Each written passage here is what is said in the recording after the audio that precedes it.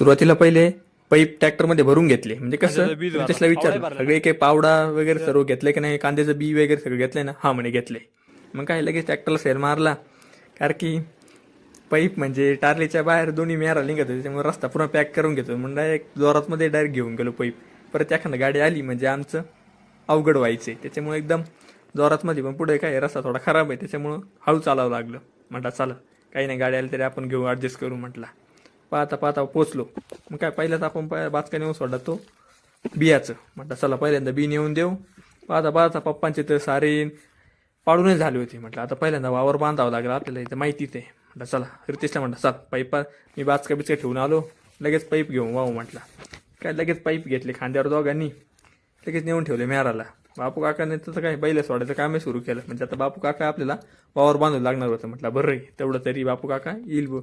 लगेच आम्ही पण घेतले दाताळ. कसं एकदम ओकेमध्ये लागलो बांधायला वावर. म्हणजे वाफे आपण पाडले होते, म्हणजे पाठबीट बांधावं लागतं ना, ते पाहू शकता. रितेश नाराजच होता. पहिलाच पाठ बांधता आम्हाला घाम अनावर होतो. किती काय झालं तर वावर ते आम्हालाच बांधाय, त्याच्यामुळं काय लगेच उठलो, वावर बांधून घेतलं. वावर बिवर बांधून झालं, लगेच सुरुवात केली तर कांद्याचं उळं टाकायला. म्हणजे कांद्याचं उळं म्हणजे बी टाकायला लगेच पप्पाने सुरुवात करून दिली. त्याच्या मागे लगेच रितेशला सांगितलं की खते टाकून दे. त्याच्या पाठीमागे लगेच मग रितेशने सल्फरची, आम्ही सल्फर आणलं होतं टाकायला. ते विरघळायला टाईम लागतं ना दाणेदार असल्यामुळं, म्हणजे रिझल्ट चांगला बसतो पप्पा म्हणतो ते. मग ते टाकायचे. मग काय रितेशला लगेच टाकायला सुरुवात केली. त्याच्या मागे लगेच आम्ही दाताळायला सुरुवात केली. तुम्ही पाहू शकता.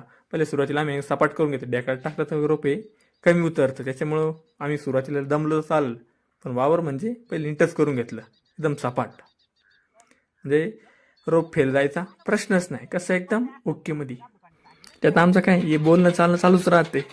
रितेशला तर लयच कंटाळा आला. तुम्ही रितेश पाहू शकता कसा ओढतोय.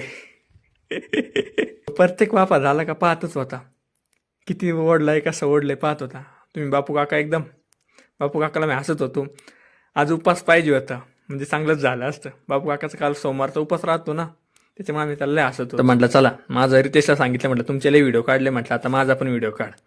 मग काय रितेशकडे मोबाईल दिला. म्हटलं चला मी पण ओढताना म्हटलं एक दोन तरी व्हिडिओ, एखादा तरी व्हिडिओ काढ म्हटलं, तेवढंच मी पण दिसलं पाहिजे व्हिडिओमध्ये. रितेशने पण व्हिडिओ काढला. म्हटलं चला पाहता पाहता आज 2च वाफे टाकले आपण, जास्त नाही टाकले कारण की टाईम होऊन गेलं होतं. काय लगे एक एक साहित्य घेऊन, माझ्याकडे बियाचं बाचकं होतं, काय बाचकं बिचकं घेतलं, निघालो ट्रॅक्टरकडे. ट्रॅक्टर घेऊन आलो घरी. आजचा ब्लॉग तुम्हाला कसा वाटला ते कमेंट करून नक्कीच कळवा. तुम्ही कांद्याचं ओळ टाकलं का नाही ते पण आम्हाला कमेंटमध्ये कळवा. आमचं व्हिडिओ आवडल्यास लाईक करायला विसरू नका.